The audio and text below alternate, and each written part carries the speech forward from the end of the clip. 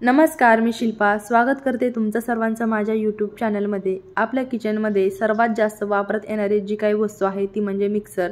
रोजच्या घाई गडबडीमध्ये आपण मिक्सर वापरतो आणि मग तो तसंच ठेवून देतो आणि मिक्सर रोजच्या रोज पुसला गेला नाही की तो अशा प्रकारे खराब होतो। तर हा खराब झालेला मिक्सर क्लीन कसा करायचा, स्वच्छ कसा करायचा हे आज आपण आजच्या व्हिडिओमध्ये पाहणार आहोत। इथे आपण हा खराब झालेला मिक्सर स्वच्छ करण्यासाठी दोन वस्तू वापरणार आहोत। पहिली वस्तू म्हणजे कोलिन, जे आपण फ्रीज, टीव्ही पुसण्यासाठी वापरतो, आणि दुसरी वस्तू म्हणजे टूथपेस्ट, जी सर्वांच्याच घरामध्ये उपलब्ध असते। तर मी इथे पतंजलीची टूथपेस्ट घेतलेली आहे। थोडीशी टूथपेस्ट मी अशा प्रकारे वाटीमध्ये काढून घेतली आहे। आता जे कोलिन घेतलेलं आहे ते आपल्याला मिक्सरवरती सर्व बाजूने स्प्रे करून घ्यायचे अशा पद्धतीने। तर सर्व बाजूंनी मी मिक्सरवरती आता हे कोलिन स्प्रे करून घेते। कोलिन स्प्रे करत असताना लक्षात ठेवायचं आहे की जिथे बटन आहे तिथे अगदी थोडंसं कोलिन स्प्रे करायचं आहे, नाहीतर ते मिक्सरच्या आतमध्ये जाऊ शकतं आणि मग बटन खराब होऊ शकतं।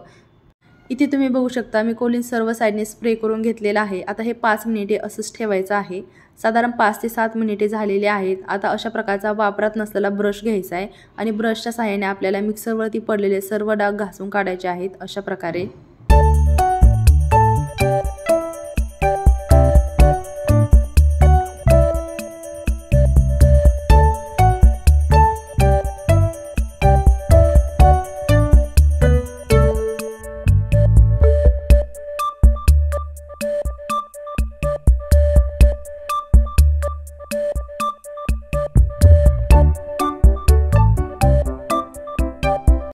इथे तुम्ही पाहू शकता मिक्सरवरती पडलेले सर्व डाग मी ब्रशच्या सहाय्याने घासून काढलेले आहेत। आता एक कपडा घ्यायचा आहे आणि कपड्याच्या सहाय्याने आपल्याला हा मिक्सर पुसून घ्यायचा आहे।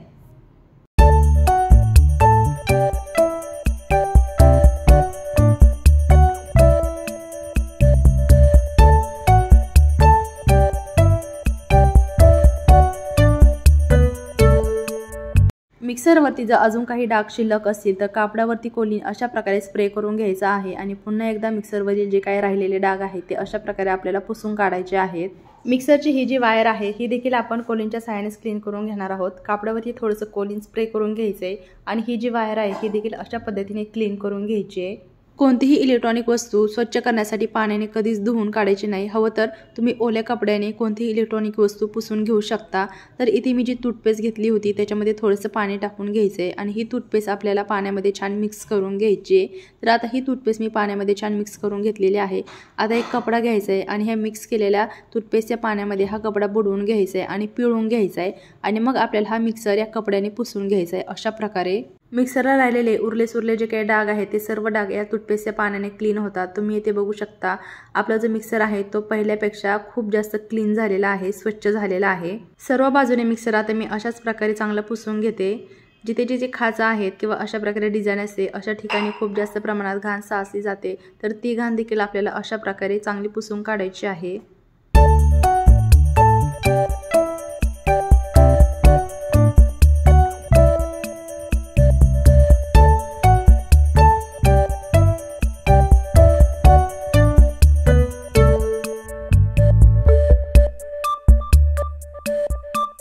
मिक्सर मी सर्व साइडने छान असं पुसून घेतलेला आहे। आता एक कपडा घेऊन तो स्वच्छ पाण्यामध्ये बुडवून घेऊन पिळून घ्यायचा आहे आणि मिक्सर पुन्हा एकदा आपल्याला छान असं पुसून घ्यायचा आहे।